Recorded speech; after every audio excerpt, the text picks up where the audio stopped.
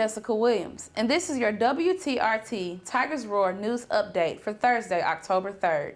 In national headlines, inside the courtroom, many observers cried as Botham Jean's brother forgave and hugged former Dallas police officer Amber Geiger, who had been convicted of murder in Jean's death.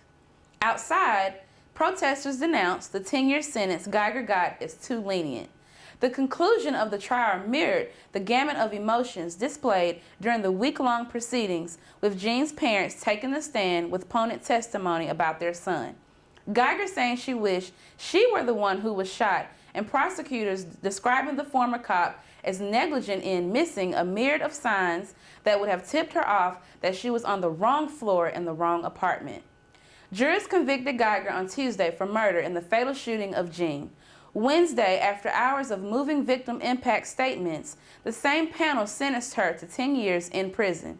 She'll be eligible for parole in 5 years. After the conclusion of a case that has become part of the national conversation around policing and violence against people of color, a group demonstrated in the streets of Dallas against a sentence they saw as too light. NAACP President Aubrey Hooper said in a statement that the organization saw the sentence as inadequate, but prayed that Jean's family could find some closure with the conviction. President Trump landed in Florida today, where he was expected to sign an executive order that underscores the benefits of preserving the status quo for Medicare. The event is part of the White House's plan to roll out a piecemeal health care policy.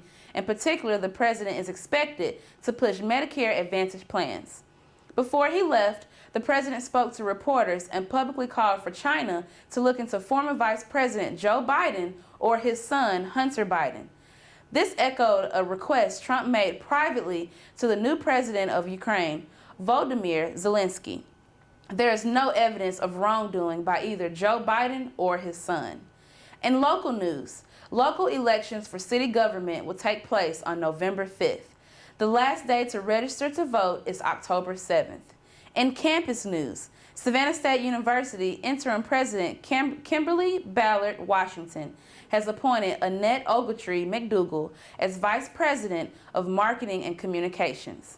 Ogletree McDougal, who assumed her role September 1st, comes to SSU for the University System of Georgia, where she served as the Executive Director of Communications and the Director of Strategic Planning and Technology Communications. She previously worked as the Director of Marketing and Communications for the University of Georgia Center for Continuing Education Conference Center and Hotel. SSU STEM 360 is registering volunteers for the annual First Lego League competition that will be held in December. STEM 360 will provide guidance and information. There will be a chance to win a giveaway at every volunteer event in the final competition. For more information on how to register, contact Cedric Beeman at 912-358-3158 or beemanc@savannahstate.edu. Registration for fall mini semester is open. The session begins October 14th.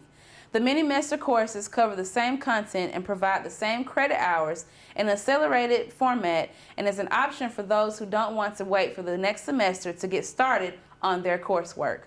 In sports news, Savannah State's football team will take on Charleston Southern in a cross-divisional competition after getting off to a hot start at 3-1 and 2-0 in the SEAC. The game will be held on Saturday at 6 p.m. in Charleston. The game will be aired on ESPN+. The men beat Charleston Southern last season, 23-3. The women's volleyball team now sits at 3-8 after losing to Albany State on Tuesday. They will play a tough-paying college team at home today. Go support the Tiger student athletes today and this weekend.